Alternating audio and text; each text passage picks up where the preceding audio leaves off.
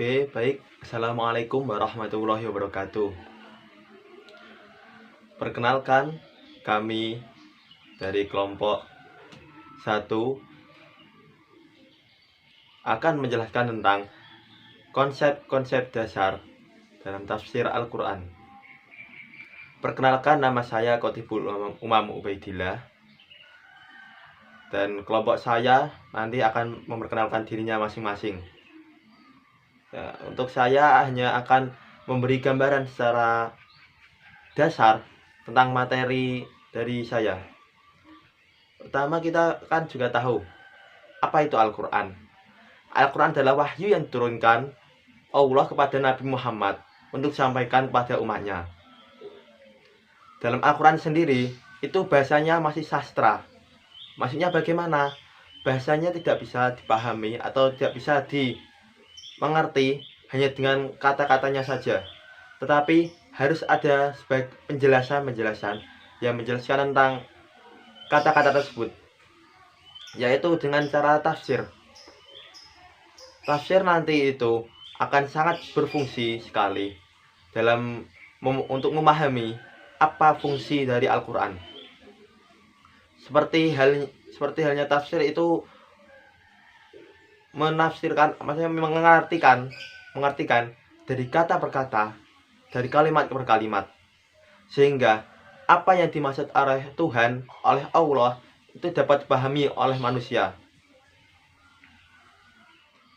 Karena sebagian besar manusia atau orang itu hanya memahami Al-Quran dari konteks teksnya saja, tapi tidak memahaminya, ditafsirkannya, sehingga akan timbul kerancuan atau timbul permasalahan.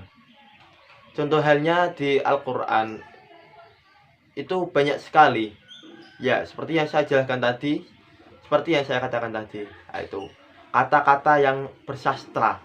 Karena Al-Quran adalah sastra yang sangat-sangat indah. Coba nanti Anda lihat sendiri, pasti juga Anda juga tahu. Dalam berhubungannya tafsir dengan pendidikan Islam itu sangat berhubungan sekali. Karena seperti apa? Banyak ayat-ayat Al-Quran yang menjelaskan tentang bagaimana pendidikan. Kita tahu pendidikan juga mempunyai teknik-tekniknya tersendiri. Ada teknik yang menurut beberapa orang Barat, orang Timur, dan juga teknik-teknik pendidikan atau tarbawi yang berasal dari Al-Quran. Nanti untuk lebih jelasnya akan disampaikan oleh teman saya di belakang nanti ya. Oke? Nah, setelah itu mari kita lihat, kita coba buka makalahnya masing-masing yang telah saya upload. Itu juga terdapat apa fungsi-fungsi dari tafsir, apa konsep tafsir, pengertian tafsir, pengertian tarbawi, dan metode atau cara untuk penafsirannya. Metode atau cara penafsiran itu yaitu cara-cara yang dilakukan untuk memahami apa maksud dari Al-Quran, apa maksud dari sebuah kata-kata tersebut. Ada berbagai metode, ada yang dari kata per kata, ada yang dari perbandingan antara ulama satu dengan ulama lain, ada yang perkumpulan ulama berkumpul untuk memahami suatu kata.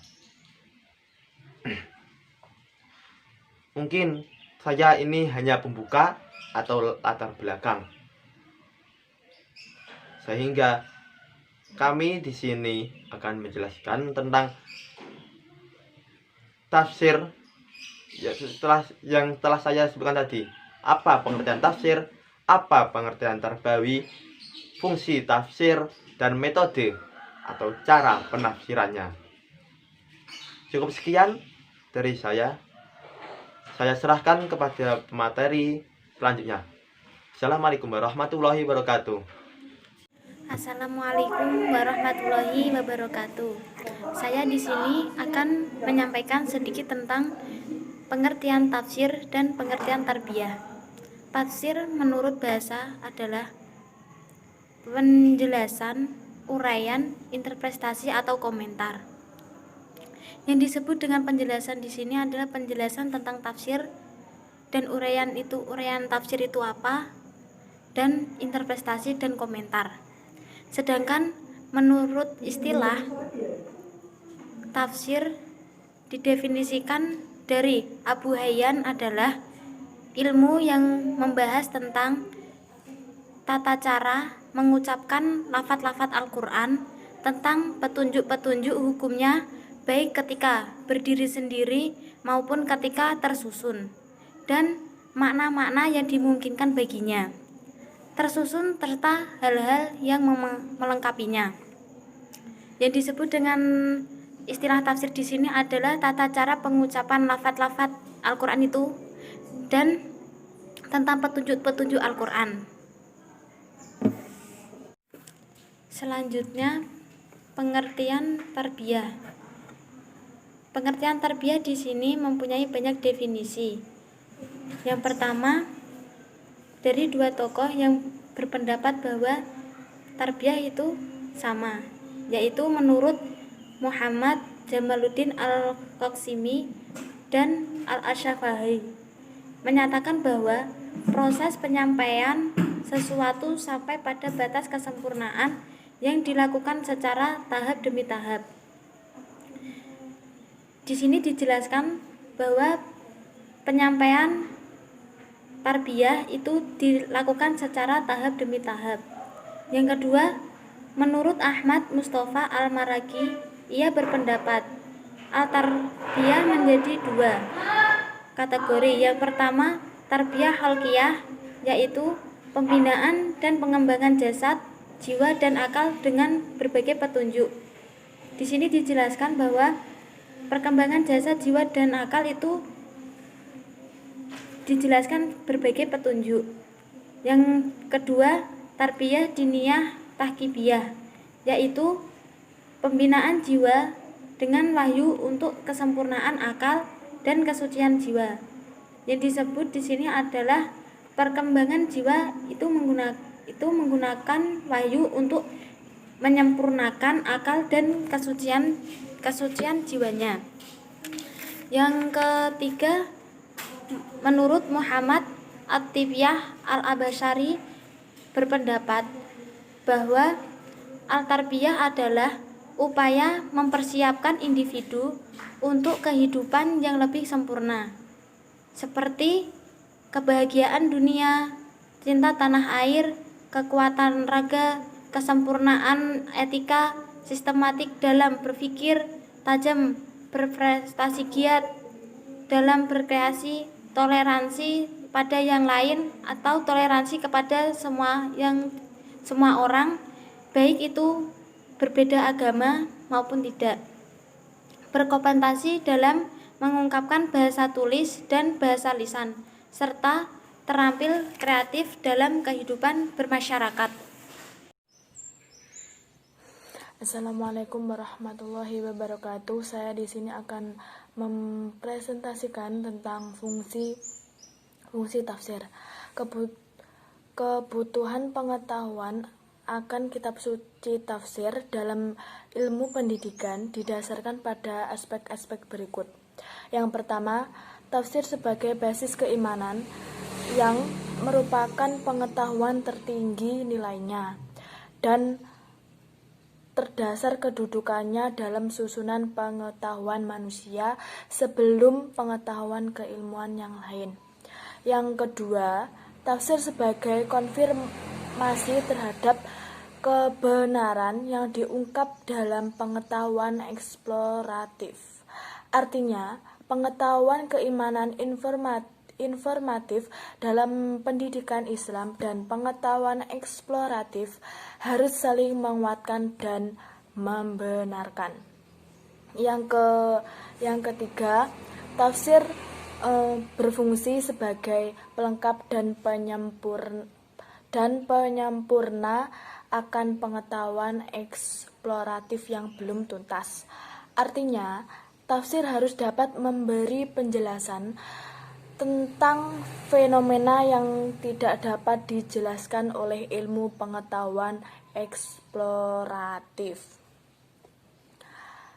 Yang keempat, tafsir berfungsi sebagai pengisi nilai terhadap pengetahuan eksploratif. Artinya, tafsir dimaksud sebagai pengetahuan yang dapat mewarnai pengetahuan eksploratif agar tidak bebas nilai melalui penanaman nilai transenden dan etika dan moral.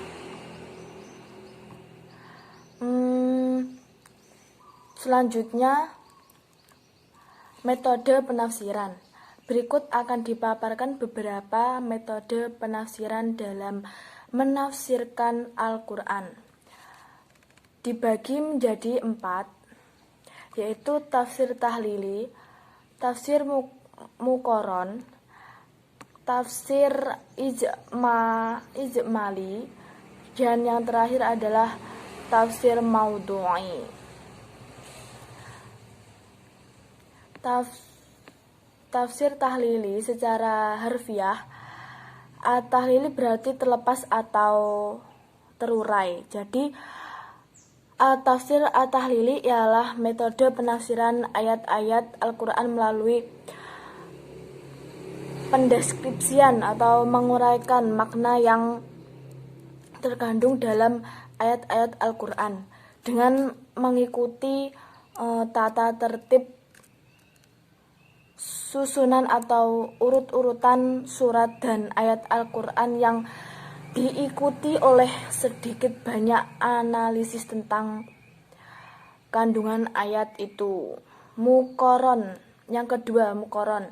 Secara harfiah, muqaron berarti perbandingan.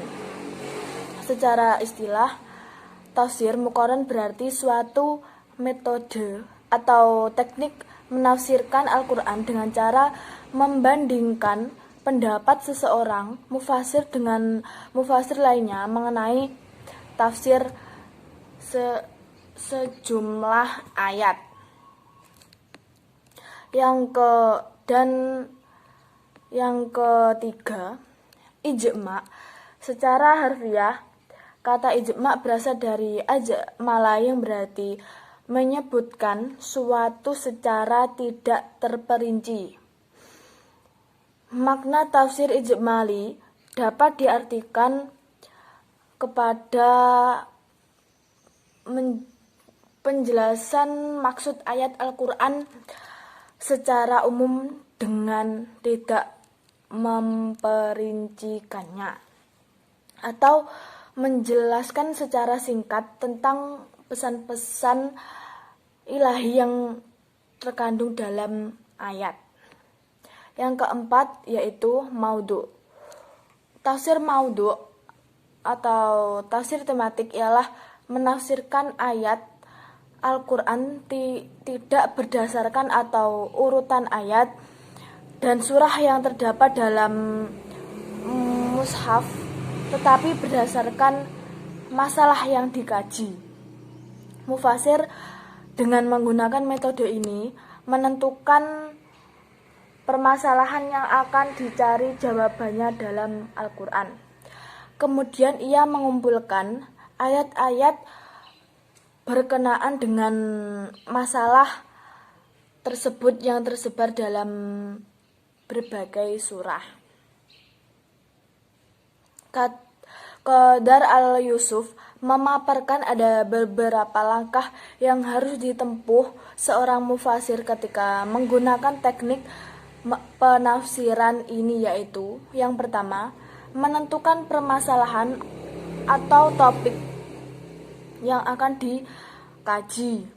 Terus yang kedua, menentukan kata-kata kunci mengenai permasalahan itu dan padaannya dalam Al-Quran. Yang ketiga, mengumpulkan ayat yang berbicara mengenai topik tersebut yang tersebar dalam berbagai surah.